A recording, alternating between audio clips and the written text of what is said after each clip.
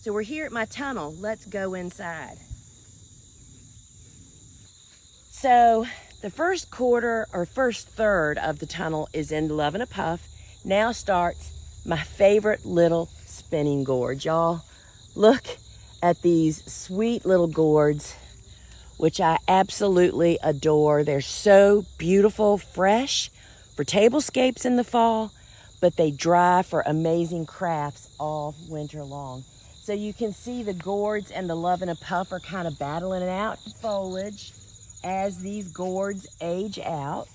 And down here on the end is hyacinth bean, which I'll take you on the outside, is to say that the hyacinth bean and the gourd are duking it out, right? Like from the outside. So this is going to get big spikes of with flowers along it, and then they're going to turn into big purple beans, thus hyacinth beans. Totally love our tunnel. So this is my tunnel, and thanks for walking through it with me.